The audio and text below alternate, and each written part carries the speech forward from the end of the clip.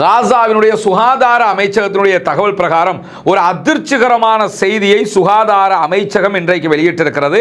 காசாவினுடைய சுகாதார விவகாரங்களுக்கான இயக்குனராக செயல்படக்கூடிய ஜெனரல் டாக்டர் முனீர் அல் பஷீர் அவர்கள் வெளியிட்டிருக்கக்கூடிய அறிவிப்பில் என்ன சொல்றாருன்னு கேட்டா, இஸ்ரேலிய ஆக்கிரமிப்பு ராணுவம் காசாவினுடைய பகுதிகளை விட்டு வெளியேறுகிற போது பல இடங்களிலும் பூனை பொம்மைகள் என்கிற ஒரு வகையான புதிய பொம்மைகளை விட்டு சென்றிருக்கிறார்கள். பல இடங்களிலும் பொம்மைகள் விடப்பட்டிருக்கிறது. அந்த பொம்மைகள் புதிய பொம்மைகளாக இருக்கிறது. அந்த பொம்மைகளை யாராவது போய் எடுத்தாங்கன்னா, குழந்தைகள் ஆசைப்பட்டு பொம்மைன்ட்டு போய் எடுக்கிறாங்க. எடுக்கும் போது அந்த பிள்ளைகளுடைய கையிலேயே அந்த பொம்மை வெடிச்சு செதறுது. எனவே குழந்தைகளை நுட்பமாக கொள்ளும் விதமாக பொம்மைகள்ல பாம் ஃபிட் பண்ணப்பட்டு, குண்டுகள் ஃபிட் பண்ணப்பட்டு பொம்மைகள் பல இடங்களிலும் வைக்கப்பட்டிருக்கிறது. காசாவுக்குள்ள எங்கு நீங்கள் பொம்மைகளை கண்டாலும், புதிய வகை பொம்மைகளை கண்டாலும் குழந்தைகளை தொட விடாதீங்க, பாதுகாப்பு துறைக்கு சொல்லுங்க, உடனே பாதுகாப்பு தரப்பு வந்து அதை டிஸ்ட்ராய் பண்ணுவாங்க என்கிற அறிவிப்பை இன்றைக்கு அவர்கள் விடுத்திருக்கிறார்கள். இப்படியெல்லாமா ஒரு அநியாயம் பண்ணுவாங்க? இப்படியெல்லாம் யோசிப்பாங்களா? மனிதர்களுக்கு இப்படி யோசனை வருமா என்கிற கேள்வி அத்தனை பேருக்கும் எழுகிறதா இல்லையா? இஸ்ரேலி காட்ஸ் என்ன சொல்றாருன்னா, ஹிஸ்புல்லாக்கள் நெருப்போடு விளையாடி கொண்டிருக்கிறார்கள். அதாவது இஸ்ரேல்னா நெருப்போடு விளையாடி கொண்டிருக்கிறார்கள். லெபனானுடைய ஜனாதிபதி தடுமாறி கொண்டிருக்கிறார். ஏன்னா லெபனானுடைய ஜனாதிபதி இஸ்ரேலுக்கு எதிராக அட்டாக் பண்ணுங்கன்றாரு. எல்லை மீறினாங்கன்னா தாக்குதல் நடத்துங்க அப்படின்றாரு. அதனால லெபனான் ஜனாதிபதி தடுமாறுகிறார் என்று சொல்லக்கூடிய இஸ்ரேலுடைய பாதுகாப்பு அமைச்சர் ஹிஸ்புல்லாக்கள் நெருப்போடு விளையாடுறாங்க அப்படின்னு சொல்லியிருக்கிறாரு. இந்த ரெண்டு அறிக்கையும் அவர் சொல்லியிருப்பதோடு சேர்த்து தான் இன்றைக்கு ஹிஸ்புல்லாக்களுக்கு மேலதிகமாக ஆயுதங்கள் வந்து சேர்ந்திருக்கின்றன என்கிற செய்திகள் வந்திருப்பது மட்டுமல்லாமல், ஏற்கனவே 12 நாள் வார்ல ஈரானும் இஸ்ரேலும் மிகப்பெரிய ஒரு யுத்தத்தை செய்து கொண்டிருந்தார்கள். ஈரான் மிக தெளிவாக இஸ்ரேலுக்கு எதிரான உச்சகட்ட தாக்குதல்களை நடத்தியிருந்த நிலையில் மேலதிகமான புதிய பாலிஸ்டிக் வகையான ஏவுகணைகளை ஈரான் தயாரித்திருக்கிறது. குறிப்பாக இதற்கு ரஷ்யாவினுடைய, சீனாவினுடைய உதவி கிடைத்திருக்கிறது என்கிற செய்திகள் வெளியாகி இருக்கு.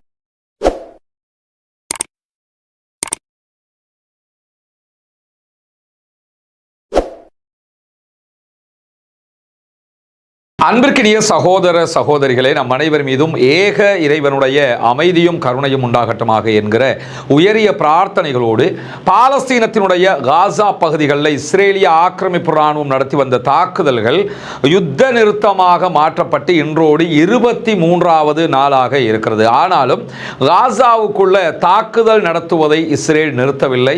தொடர்ந்து அவ்வப்போது அவர்கள் தாக்குதல்களை நடத்துகிறார்கள். பல பகுதிகளிலும் இருக்கக்கூடிய பாலஸ்தீன அப்பாவிகள் வீடுகளை இடித்து தரைமட்டமாக்குகிறார்கள். குறிப்பாக எல்லோ பார்டருக்கு வெளியில இஸ்ரேலிய ஆக்கிரமிப்பு ராணுவத்தினுடைய கட்டுப்பாட்டில் இருக்கக்கூடிய பாலஸ்தீனத்தினுடைய பகுதிகளில் யுத்தத்தின் போது அழிக்கப்படாத கொஞ்சமாவது மீதி இருக்கக்கூடிய வீடுகளை எல்லாம் கூட தொடர்ந்து என்ன பண்றாங்கன்னா, தேடி வெடி வைத்து அழிக்கக்கூடிய வேலைகளை இஸ்ரேலிய ஆக்கிரமிப்பு ராணுவம் தொடர்ந்து செய்து வருகிறது. இங்க நீங்க பார்க்கலாம், இந்த படத்தில் தெரிகிற இந்த எல்லோ பார்டருக்கு உள்ளே இருக்கக்கூடிய பகுதிகள் தான் பாலஸ்தீன விடுதலை அமைப்பினுடைய கட்டுப்பாட்டில் இருக்கிறது. இந்த எல்லோ பார்டருக்கு வெளியில இருக்கிற பகுதிகள் எல்லாம் இஸ்ரேலிய ஆக்கிரமிப்பு ராணுவம் கட்டுப்படுத்தக்கூடிய பகுதிகளாக இருக்கிறது. குறிப்பாக கான் யூனிஸினுடைய பாதிக்கு மேற்பட்ட பகுதிகளை அவங்க தான் கண்ட்ரோல் பண்றாங்க. இந்த பகுதிகளில் இருக்கக்கூடிய அப்பாவிகளுடைய வீடுகள் தான் தற்போது மீதம் இருக்காமல் மொத்தமாக அழிக்கப்பட்டு கொண்டு வரக்கூடிய நிலையில் இஸ்ரேலிய ஆக்கிரமிப்பு அரசாங்கத்தினுடைய பிரதம மந்திரி பெஞ்சமின் நெதன்யாகு இன்றைக்கு 3 விவகாரங்களை சுட்டிக்காட்டி ஒரு அறிக்கை வெளியிட்டிருக்கிறார். அதில் முதலாவதாக அவர் சொல்லக்கூடியது என்னன்னா, லெபனான் பகுதிகளில் இருக்கக்கூடிய ஹிஸ்புல்லாக்கள் மொத்தமாக நமக்கு அச்சுறுத்தலாக இல்லாமல் மாறிவிட்டார்கள் என்கிற நிலையை எடுக்க முடியவில்லை.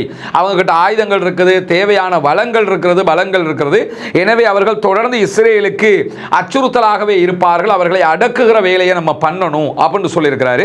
இரண்டாவதாக, இஸ்ரேலோடு தொடர்ந்து சண்டையிட்டு வந்த செங்கடல்ல முழுவதுமாக ஒரு கடலையை ஆண்டு கொண்டிருக்கக்கூடிய நிலையை செய்து வரக்கூடிய பன்சாருல்லா படைப்பிரிவு, ஹூத்திகளுடைய படைப்பிரிவு, இவர்கள் இஸ்ரேலுக்கு தொடர்ந்து அச்சுறுத்தலாக இருக்கிறார்கள். எனவே இவர்களை அடக்குகிற வேலையையும் நம்ம உடனடியாக பார்க்கணும் அப்படின்னு சொல்லியிருக்கிறாரு.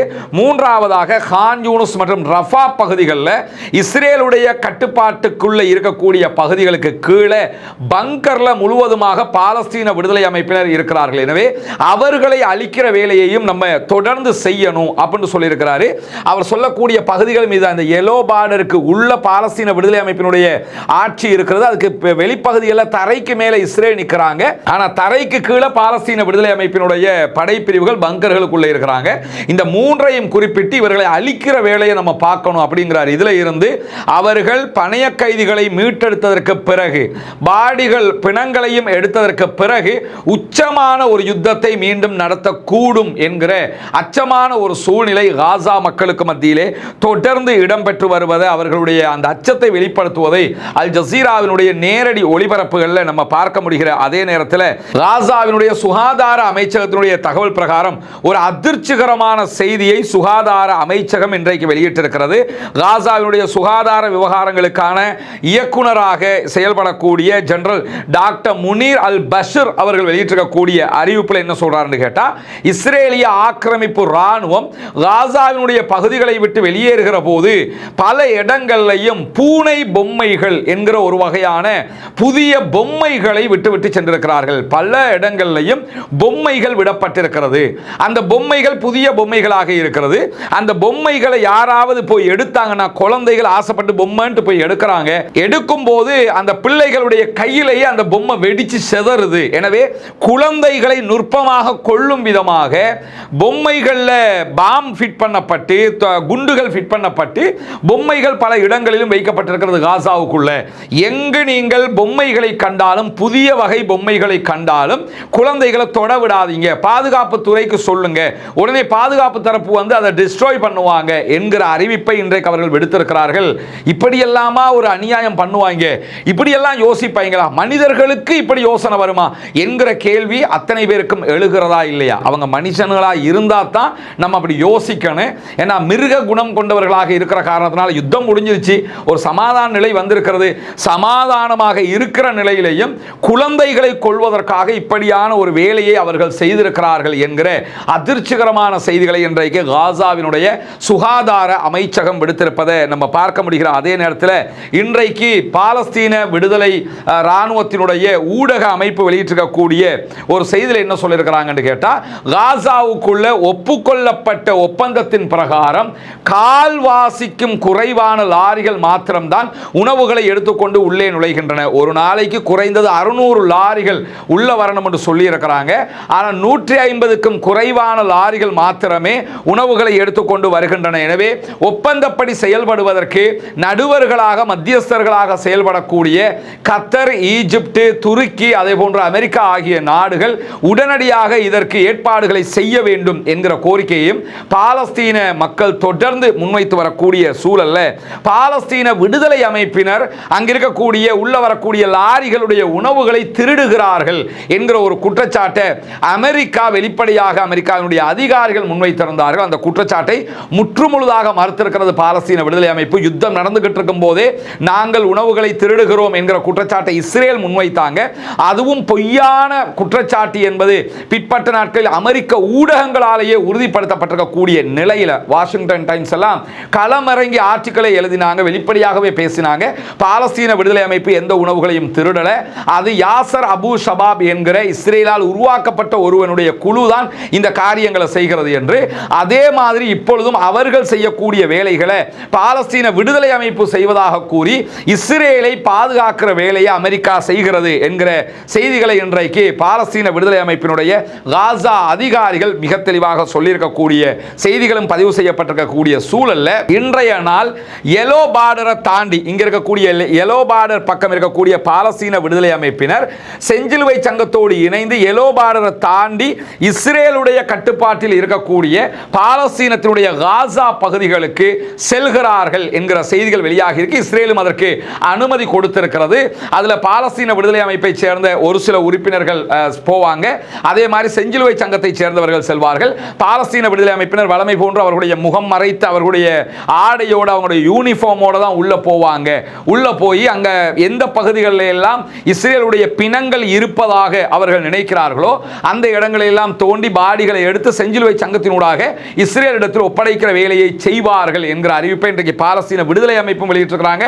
செஞ்சிலுவை சங்கமும் சொல்லியிருக்கிறது, இஸ்ரேலும் சொல்லியிருக்கிறார்கள். அதே நேரத்தில் இன்றைக்கு மாலையாகும் போது இஸ்ரேலுடைய இராணுவத்திடத்தில் மேலதிகமாக ஒருவனுடைய பாடிய ஒரு பிணத்தையும் பாலஸ்தீன விடுதலை அமைப்பு செஞ்சிலுவை சங்கத்தினூடாக ஒப்படைக்கும் என்கிற செய்திகளும் வெளியாகி இருக்கிறது. எனவே எல்லோ பார்டரை தாண்டி இஸ்ரேலுடைய போர்சஸ் இருக்கக்கூடிய ஏரியாவுக்கு பாலஸ்தீன விடுதலை அமைப்பினுடைய போர்சஸ் நுழைகிறார்கள் என்கிற செய்திகள் இன்றைக்கு வெளியாகி இருப்பதை நம்ம பார்க்க முடிகிற அதே நேரத்தில் இன்றைக்கு பாலஸ்தீன விடுதலை அமைப்பு ஒப்படைக்கக்கூடிய பாடி இவனுக்குரிய பாடி தான் என்கிற செய்திகளும் வெளியாகி இருக்கிறது. அக்டோபர் 7ஆம் தேதி பாலஸ்தீன விடுதலை அமைப்பினர் இஸ்ரேலுக்குள்ள புகுந்து கைப்பற்றி கொண்டு வந்த பணைய கைதிகளாக பிடித்துக் கொண்டு வந்தவங்கள பாலஸ்தீனத்தினுடைய காசா பகுதிக்கான இஸ்ரேலிய ராணுவத்தினுடைய தளபதி இவன் தான். இவரையும் அரெஸ்ட் பண்ணிக்கிட்டு வந்திருந்தாங்க. ஆனா இந்த யுத்த நேரத்தில் இஸ்ரேல் போட்ட குண்டுகள்லேயே இஸ்ரேலுடைய காசா பகுதிக்கு பொறுப்பான தளபதி கொல்லப்பட்டிருக்கிறான் என்கிற செய்திகள்ல இந்த இவருடைய பிரிகேடியர் ஜெனரல் அசாஃப் ஹாமி என்கிறவன் தான் இவருடைய பெயர். அவனுடைய உடல் இன்றைக்கு பாலஸ்தீன விடுதலை அமைப்பினரால் இஸ்ரேலிடத்தில் ஒப்படைக்கப்படுகிறது என்கிற செய்திகளும் வெளியாகி இருக்கிறது. எனவே பாலஸ்தீன விடுதலை அமைப்பினர் இன்றைக்கு ஒரு பாடி ஒப்படைக்கிறாங்க. அது இஸ்ரேலுடைய காசா பகுதிக்கு பொறுப்பான படைப்பிரிவினுடைய தளபதியினுடைய பாடி உடல் என்கிற செய்திகளும் வெளியாகி இருப்பதை நம்ம பார்க்க முடியும். இப்படியான சூழல்ல தான் அக்டோபர் மாதம் கடந்த மாதம் மாத்திரம் கிட்டத்தட்ட 10,849 குடியேறிகள் பாலஸ்தீன மக்களுடைய இடங்களை அபகரிக்கக்கூடியவர்கள் புனிதமிக்க மஸ்ஜிதுல் அக்ஸாவுக்குள் நுழைந்து பாரிய அநியாயங்களில் ஈடுபட்டிருக்கிறார்கள். இஸ்லாமியர்களுடைய தொழுகை நேரத்தில் துன்பங்களை இழைத்திருக்கிறார்கள். மஸ்ஜிதுல் அக்ஸாவுக்கு சேதங்களை விளைவித்திருக்கிறார்கள் என்கிற பதிவுகளை அல் ஜசீரா இன்றைக்கு வெளியிட்டிருக்கிறது. அல் ஜசீரா தொடர்ந்து அக்ஸாவில் நடக்கக்கூடிய இஸ்ரேலுடைய அநியாயங்களை பதிவு செஞ்சு வர்றாங்க. அந்த அடிப்படையில் தான் இந்த ஆவணங்களை வெளியிட்டிருக்கிறாங்க. யூதர்களுடைய விடுமுறை நாளாக இருக்கக்கூடிய கடந்த 5 நாட்களில் மாத்திரம் 7,119 பேர் புனிதமிக்க மஸ்ஜிதுல் அக்ஸாவினுடைய இஸ்லாமியருடைய தொழுகை பகுதிக்கு சென்று அநியாயங்களில் ஈடுபட்டிருக்கிறார்கள் என்கிற செய்திகள் வெளியாகி இருக்கிறது. இதெல்லாம் மஸ்ஜிதுல் அக்ஸாவினுடைய புனிதத்தை கெடுப்பதற்காக இஸ்ரேல் தொடர்ந்து செய்யக்கூடிய வரம்பு மீறிய செயல்பாடுகள் என்பதை நம்ம கவனிக்க முடிகிறது. யுத்த காலத்திலையும் பண்றாங்க, யுத்தம் இல்லாத காலத்திலையும் மஸ்ஜிதுல் அக்ஸாவுக்குள்ள வந்து அவங்க அநியாயம் செய்யறதை நம்ம தொடர்ந்து கவனிக்க முடியும். அதே மாதிரி இன்றைக்கு வெளியாகி இருக்கக்கூடிய செய்திகள்ல மிக முக்கியமான இன்னும் ஒரு செய்தி என்னன்னு கேட்டா, காசாவுக்குள்ள ஐநாவினுடைய பாதுகாப்பு கவுன்சில் ஊடாக பன்னாட்டு படைகள் நுழைவதற்கு நாங்கள் ஏற்றுக்கொள்ள மாட்டோம் என்று இஸ்ரேல் சொல்லியிருக்கிறாங்க. காசாவுக்குள்ள சர்வதேச படை வரப்போகிறதா அல்லது ஐநாவினுடைய அமைதிப்படை வரப்போகிறதா என்கிற ஒரு சர்ச்சை இருக்கிறது. அதுல பாலஸ்தீன விடுதலை அமைப்பினர் ஐநாவினுடைய அமைதிப்படை தான் வரணும்ங்கிறாங்க. ஏன்னா அது துருக்கியினுடைய படையினர் நிறைய வருவாங்கங்கிறதுனால. இதே நேரத்தில் அமெரிக்கா வந்து சர்வதேச படை தான் வரும் அப்படிங்கிறாங்க. இந்த சர்வதேச படையில இந்தோனேஷியா, ஈஜிப்ட், UAE ஆகிய நாடுகள் தான் இதுவரைக்கும் படைகளை அனுப்புவதாக சொல்லியிருக்கிறார்கள். துருக்கி, கத்தருடைய படைகள் உள்ள வரக்கூடாது என்று இஸ்ரேல் சொல்லிக் கொண்டிருக்கிறது. அதே நேரத்தில் ஜோர்டான் எங்களுடைய படையை நாங்கள் அனுப்ப மாட்டோம் என்று சொல்லியிருக்கிறாங்க. இந்த சூழல்ல நேற்றைய தினம் ஜெர்மனும் ஜோர்டானும் சேர்ந்து முன்வைத்த ஒரு கோரிக்கை என்னன்னு கேட்டா, காசாவுக்குள்ள வரக்கூடிய படைகள்ல இருக்கக்கூடிய அத்தனை பேரும் இஸ்லாமியர்களாக இருக்க வேண்டும், இஸ்லாமிய படையாக அது இருக்க வேண்டும். அதே நேரத்தில் அந்த படைப்பிரிவு பன்னாட்டு படைப்பிரிவு சர்வதேச படைப்பிரிவாக இருக்கிற போது அவர்கள் ஐநாவினுடைய செக்யூரிட்டி கவுன்சிலுடைய அனுமதி பெற்ற படைப்பிரிவாக இருக்கணும்னு சொல்லியிருந்தாங்க. எதுக்காக அதெல்லாம் சொல்றாங்கன்னு கேட்டா, இந்த இஸ்ரேலுடைய கோல்மால்களுக்குள்ள சிக்கக்கூடாது, இஸ்ரேல்காரன் எதையாவது ஒன்று பண்ணுவான், எனவே செக்யூரிட்டி கவுன்சிலுடைய அனுமதியோட வந்தா நேரடியாக செக்யூரிட்டி கவுன்சில் தலையிட வேண்டி வந்துடும், அது இஸ்ரேலுக்கு மிகப்பெரிய சிக்கலை உண்டாக்கும்ங்கிறதுனால தான் ஜோர்டான் அதை தெளிவாகவே அதை சொன்னாங்க.